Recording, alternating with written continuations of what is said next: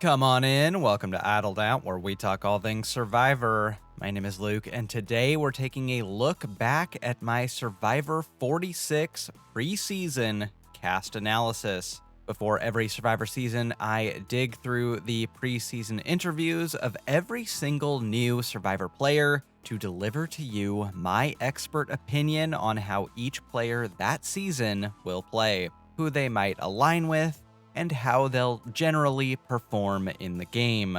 Along the way, I like to give a silly award based on how I think they'll play or the edit they'll be given. Think of them as high school superlatives, Survivor style.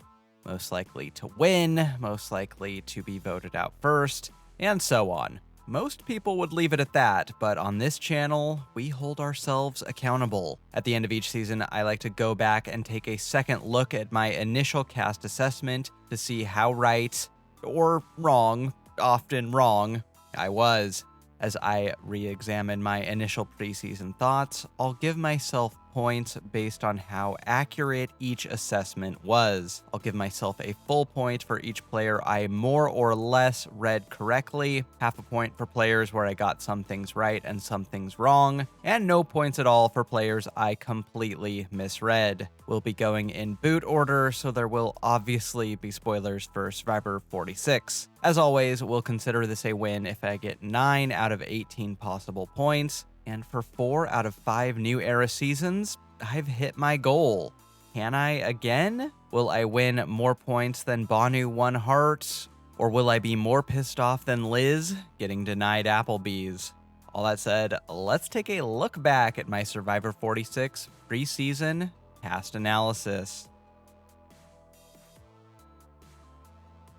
Let's begin with our first boot, Jelinsky, who I said was most likely to falsely think he's the mastermind. And, yeah, here's what I originally said about Jelinsky.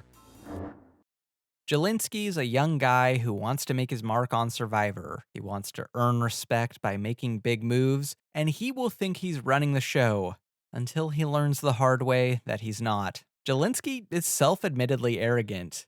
He admires bold, flashy plays. He's a Russell fan. In his interviews, he says he's winning about a dozen times and will play a perfect game. I admire the confidence, but to quote a Survivor legend, this game is going to smack Jelinsky in the chops. I think Jelinsky will think he's running the show, he'll think he's the mastermind, and he'll probably overplay his hand almost immediately. The women on this tribe in particular are going to eat him alive. Nevertheless, he'll be incredibly entertaining the 3 episodes he's on this season. I knew Jelinsky would be the meme player of the season, but if anything, I undersold it. Still, I think I pretty accurately summed up Jelinsky's game. Comically cocky, charmingly delusional, with an early crash and burn. I'll give myself a full point here, even though, honestly, I should get several. Next is Jess, who I said was most likely to win or be the first person voted out. I give this out to players who I think are going to be super high variance. They have high potential, but the early game is also very dangerous for them. Here's why I thought that for Jess. I really like Jess's energy. She's sincere and goofy without being this over-the-top caricature. She seems like a normal person you'd meet in real life and just really like. I'm torn on Jess because I do think the social game is there. I think she's someone who pretty easily draws you in, and I could definitely see her aligning with Kenzie or Tiffany. But she does have this sort of erratic quality to her speech that could make her seem flighty to allies. She compares herself to Fabio of all people, and I actually see it. He was such a goof that no one took him seriously early on, which put him at risk early, but was a benefit later. Overall, I lean more towards longevity with Jess than not. I'm kind of expecting the 3 women on this tribe to align, but I do think she could be one of the names thrown around if this tribe goes to tribal in the first or second round. She has what it takes to win, but she's got to get out of the early game first. More than anyone else, I think Jess's game is most difficult to analyze after the fact because it was so hampered by her inability to get some sleep. However, even under better circumstances, I still don't think she would have emerged as the social and strategic force that I was expecting, and I have no choice but to give myself 0 points. If only for that call that she would align with the other women. They really did not like each other. Let's move on to our medevac this season, Randen, who I thought would be the first person voted out. And ironically, he wasn't even voted out at all. This is another player whose game is tough to analyze since we never saw him go to Tribal. Why did I think he wouldn't make it past day 3? Not exactly your typical first boot, but if anyone is going to overplay their way out of the game on day 3, it's Randen. I mean, he made it easy for me. Not even his wife and daughter believe in him. He says they're fully expecting him to be the first one out and will even have a first boot party for him when he gets home. I like him a lot. I just hate to say I have trouble seeing Randen fitting in with this group.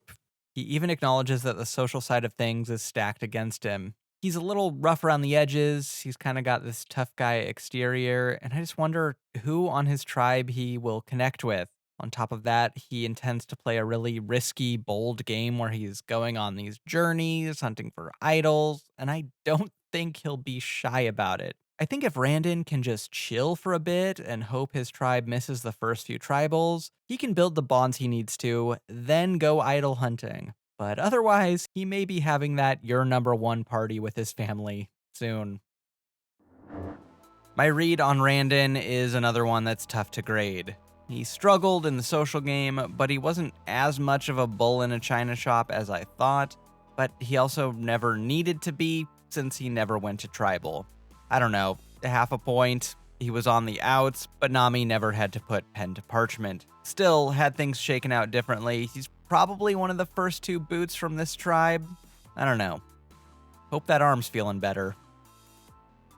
Let's head back to Yanu for Bhanu, who I awarded most heartbreaking pre-merger. Well, I got one part right. Here's what I originally said about Bhanu.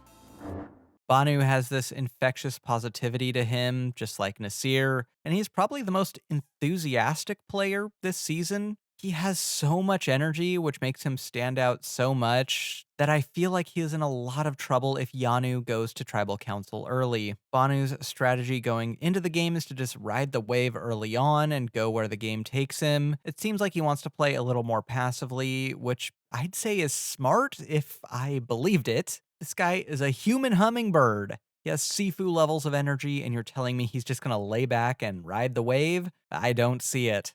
Bhanu is going to be up early looking for idols, and his tribe will probably notice. I thought Bhanu would be this lovably tragic early boot, the guy who gets the Suri music. But this tribe's early failures and his, let's be charitable, emotional response probably had more of the audience against him than with him. I do think there is a world where Bhanu's pre-merge elimination is edited as tragic rather than deeply embarrassing, but this isn't it. Jury's out on if Bhanu won 1,000,000 hearts, but I only won half a point. Let's move on to Jem, our first member of Siga to leave the game, and a woman who I awarded most likely to overthink themselves out of the game. Here's how I knew Jem would overplay her hand. I just want to grab Jem and tell her she's way overthinking this, and it could be her downfall. She's got a great personality and good vibes and should go far, but I just really feel like she's going to get in her own way. She repeatedly mentions playing this gigantic, bold, game-changing game, and I just don't think that's something you can force. Do you want to accidentally vote yourself out? This is how you accidentally vote yourself out. Don't get me wrong, as a viewer and commenter on this show, I love people who want to play like this. No matter which way it goes, I win. But if she does play the way she says she will, I do see Jem overplaying her hand early, and even if she pulls off a pre-merge blindside or two, she's unlikely to stay golden for too long. I'll go full point here. Jem got too eager to play hard when she insisted on sending her tribe on a wild goose chase for an idol that was in her pocket, and too comfortable in an alliance that she failed to nurture. Definitely one of my better reads of the season.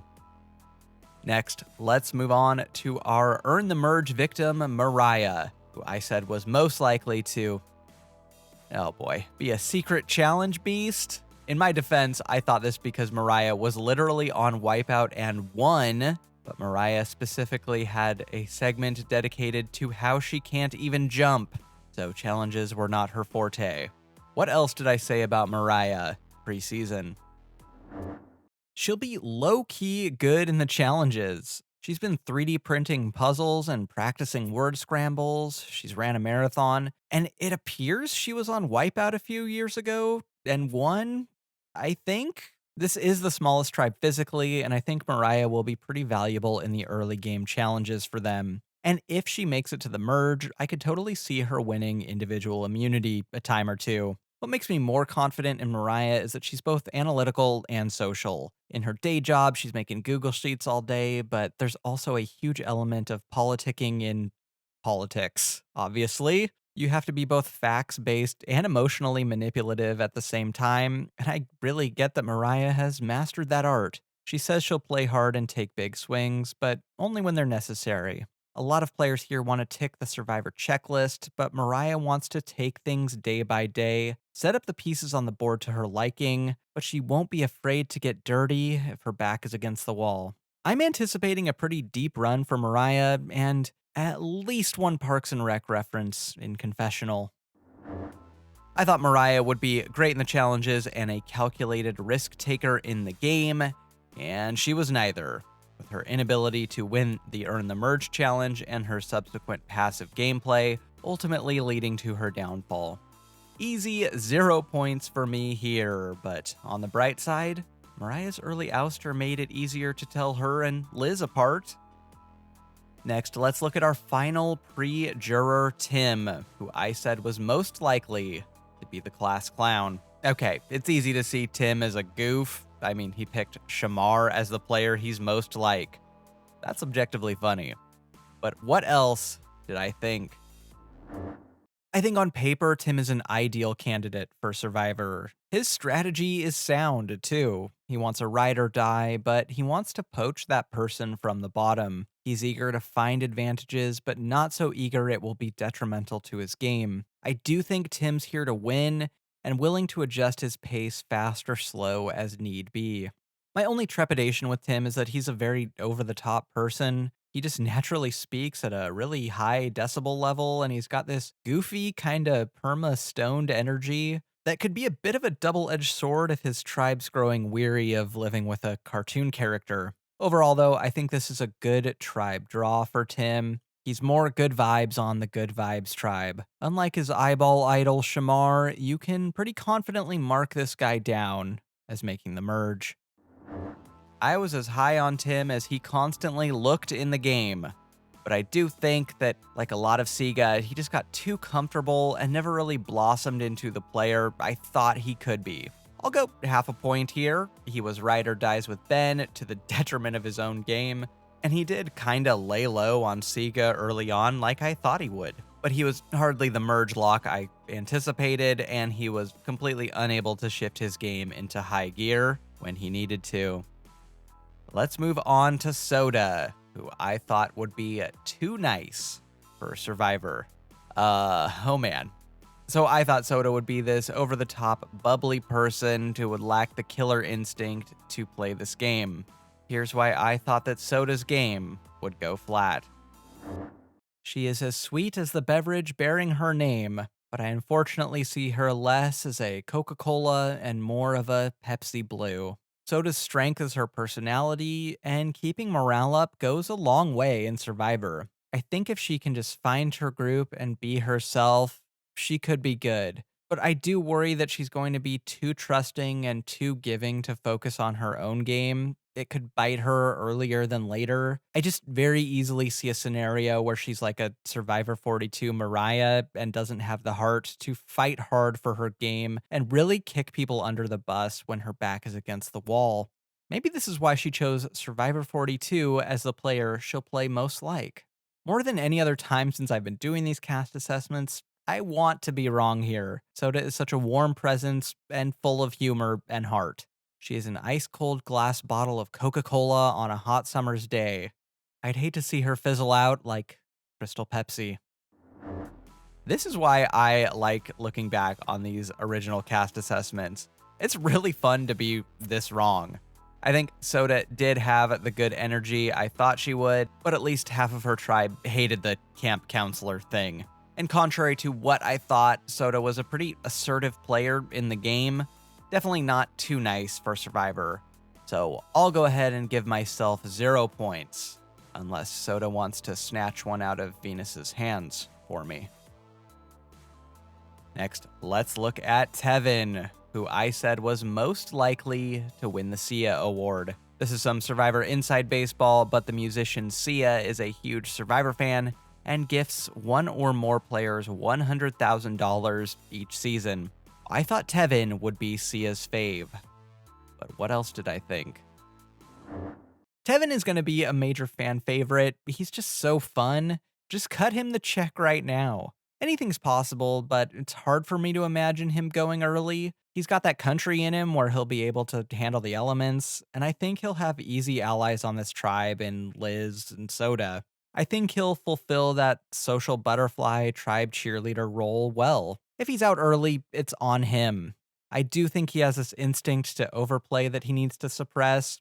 He's impulsive. He says he might try to go on the journeys, and he wants to lie about being an actor. I just rarely think lying about your occupation is a good idea on Survivor, and I don't know. Stage actor from Goochland, Virginia is not the threat he thinks it is. Still, barring any overplaying, I'd imagine Tevin is in it for the long haul. It's really hard for me to see a win for him, but I could easily see him as an end gamer and one of our main characters of the season. And in 3 months, he'll probably have 100K from Sia. I'll go half a point here. At the time I'm writing this script, at least, Sia has opted not to give Tevin the coveted 100K in Sia bucks. But I otherwise think I had a pretty good read on Tevin's game. He was at the center of Nami, he was never at any risk of an early boot, he definitely had a proclivity to overplay, and he was a major player until his elimination, though he did not go as far as I thought he would. If he did, Sia probably would have given him the money. Let's get to our first of many players in a row to leave with an idol in hand, Hunter, who was my winner pick for Survivor 46. Here's why I thought Hunter would walk out of Survivor 46 $1 million richer, rather than with an unplayed immunity idol as a souvenir.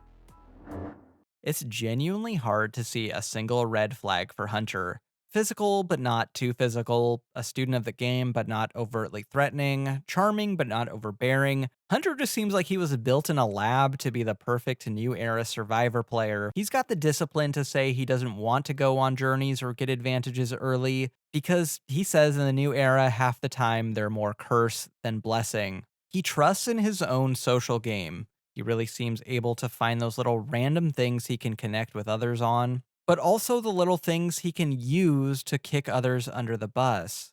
I do think his game will land more on the quieter, less flashy side of things. I'm kind of thinking a Tommy-style game where he's the center of a larger alliance with one or two super tight allies. But hey, at least he'll have charisma. Overall, it's just hard for me to envision a bad turnout for Hunter. He's a guy who 99 times out of 100 makes the merge. He'll have great chemistry with his tribe, and he's gonna win Survivor 46. I think half a point is pretty fair here.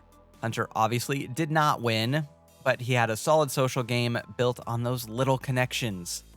Cue the Andy Griffith theme. He definitely played the quieter, solid but unflashy game I envisioned, and he carried his tribe to the merge. Next is Tiffany, who I said would be most unable to control her threat level. Yeah, Tiff was so threatening, even her own allies were coming for her. Here's why I could tell Tiffany would be too large a threat before the season even started. I definitely see bits of Michelle, Lindsay, and Natalie in her. She's gonna be a social butterfly, but also someone who tells it like it is. I think she's someone where you'll probably know where you stand with her at all times, for better or worse. Strategically, she says she's willing to jump ship and make big moves, but they'll be motivated. She wants to find advantages, but not so much it'll nuke her game. I think Tiffany's going to be extremely well connected, probably the most well connected person on this tribe, but just too overt a threat to slip through the cracks like she wants. I'm not really worried about her in the early game, but down the stretch, I wonder how well Tiffany can hide the Tiffany-ness, you know? I think she's also got this little impulsive streak that she just won't be able to resist at some points, which could get her in trouble. I just think she's someone who sort of tops out at a final 6, final 5 spot. She's just too overtly threatening. Overall, probably one of our major players of the season, possibly the final boss, but a player whose brush with greatness will be cut just short. Tiff just suffered from the Christian Hubicki problem where she was just too good, too overtly threatening, and she made absolutely no attempt to hide that. She was intentional and honest with her words, she soared through the early game, and she topped out right around where I thought she would. I've got to keep this under 30 seconds before Tiff cuts me off, but easy full point here. Our next player is Venus, who I said was most likely to have the best confessionals. Okay, I wouldn't call that my boldest take, but Venus's blunt, brutal honesty really was a breath of fresh air in the season. How else did I think she'd do in the game? There's this witty flippancy to many of her interview responses that are just really funny and which call to mind villains like Courtney Yates and Natalie Bolton. Here's what I like about Venus. These long-form interviews are long. People are asked something as simple and fluffy as, what fictional character would you want to come visit you? And some of these people give paragraphs worth of answers. Venus just says, The Rock. Next. She has this curt directness that is really refreshing, and I think with her, once you get past her mean girl exterior, there's a good ally who will be honest with you, perhaps brutally so. But will she make it far? I could see it going either way. She's got this cold exterior she's going to have to overcome, and she's the smallest person on this season, so if this tribe is regularly going to tribal, she could just get the boot as a perceived challenge liability. The good news for her is she's aware of her shortcomings, so there's reason to be optimistic, but that early game is going to be dangerous for her. I think if she can just make it past a couple tribal councils, or better yet, avoid them entirely, she can go far. That said, I think she'll likely talk a bigger game than she'll walk. She's got these big plans for idols and advantages, and I just get the sense she'll be a more conservative player than she's letting on. Probably not the most exciting game to watch, but the confessionals will be good. I think this is pretty accurate. At risk on Nami and probably saved by their success, Courtney-esque confessionals, and talking a bigger game than she could walk, though that last one was likely due to her lack of social capital and not conservative play. Another easy full point here. Let's move on to our final pre-finale player, the star of Survivor 46, Q, who I said was most likely to have already punched his ticket to the merge. For my money, anyone with that few buttons buttoned is confidently making the merge. But what else did I say about Q pre-season? You look at Q and you wonder where things could go wrong. Probably the most athletic guy here, but also a guy with a lot of charisma, vulnerability, and heart. Things would have to go sideways for Q to go out early. He wants to run the oops, all meat shield strategy. Think Jeremy Savage and Joey Amazing in Survivor Cambodia. He and Hunter have been making eyes at each other preseason, so I wouldn't be surprised for them to link up later on. Look, Q's game isn't exactly setting my world on fire. He wants to play this old school game where he gets his starting tribe to the end, maybe picking up a few other strong people at the merge. I could see that happening, but I do think when he hits the merge, he's going to be one of the bigger targets. He's just one of those guys where he very visibly has the whole package, and someone's going to want to take him out sooner rather than later. Savvier players will probably use him as their own meat shield and dump him when the time is right. I don't think anyone could have anticipated Q would be so Q, but I think putting that aside, this was a really good read. Q made the merge even as things went sideways for his tribe, and at the heart of Q's strategy was an old school, loyalty based game with strong players, first with the Six, then with Moriah. Plus, he was the perennial target post merge, so much so that he even targeted himself at Final 10. I was waffling between a full and a half point here, but I'm gonna go ahead and pull a full point out of my Q skirt. Moving on to the finale, we have our final 5 boot, Moriah, who I said was most likely to be underestimated. In preseason press, I was very drawn to Moriah's intentional rejection of the mom label, and I knew she'd be underestimated by everyone else, to their detriment. Here's what I originally said about Moriah.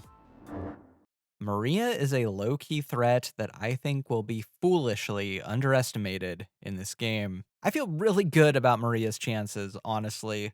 She's lived such an interesting life and has this really youthful bubbliness that I think she'll be able to use to connect with the younger people on her tribe. I could definitely see her and Tim or Moriah in an alliance together. Mostly, I'm just hoping she doesn't get saddled with the mom role. That's so often a burden, and Moriah has such fun potential. I'd hate to see that. I do think she's going to be able to make connections early. I think she's someone people will naturally feel comfortable around, and I get the sense that, like Ben, she'll be pretty well connected on this tribe. Moriah has this big game planned. She wants to go on journeys and get advantages, which I do think is a bit of a red flag, but then again, I just think she's so pleasant and good-hearted that a lot of the tribe wouldn't feel threatened by that. Think Jamie from Survivor 44. What I think Moriah needs is someone to kind of rein her in just a little, someone who can be the thinker while she's the talker, and she can go far. Honestly, maybe her and Charlie? I'm feeling a mid-game placement with finalist upside. I think I fairly accurately described Moriah's excellent game. I even called out her alliance with Charlie, which ended up being the most important alliance of the season. Unlike Moriah with her final tribal vote, I'll be true to my word and go full point here. Next, let's look at our final 4 fire-making loser, Liz, who I said was most likely to be a pleasant surprise. Well, Liz's placement was surprising, and her suite of allergies was surprising. Here's what I initially said about Liz before the season began. I think a lot of people are writing Liz off preseason over a perceived overt extroversion. It kind of reminds me of Drew last season, where many, myself included, just dismissed him as a pre-merger for his preseason arrogance. I'm not making that mistake again. I think on another tribe, Liz would be in trouble. But I totally see her gelling with the majority of the people here. Tevin, Soda, Hunter. I think unlike a lot of personality types like this, Liz knows exactly how she's perceived. She knows she's extra and she knows it's not for everyone. So she wants to try to blend in the early game. Whether she can do that is another thing entirely, but I think she can. I think in an era where superfans are so obsessed with ticking all the survivor boxes, Liz's strategy of being adaptable and adjusting her strategy depending on where the game is going is good. Overall, Liz is probably most in trouble early on, but I think if she finds the right alliance on this tribe, she could be deleting a lot of players right out of the game, like so many emails. I've honestly got no clue how to grade myself on this one, but I think Millionaire Liz can spare half a point for me here. In so much as she had early allies, they were the literal 3 people I said, and she certainly blended in early game and mid game. Although she was definitely not as self-aware or as adaptable as I thought, but we can probably chalk that up to hunger. Please don't yell at me, Liz. Let's move on to the final 3 and our 0-vote finalist, Ben, who I said was most likely to be the fan favorite. A favorite of the audience, less so the jury. Here's what I originally said about Ben.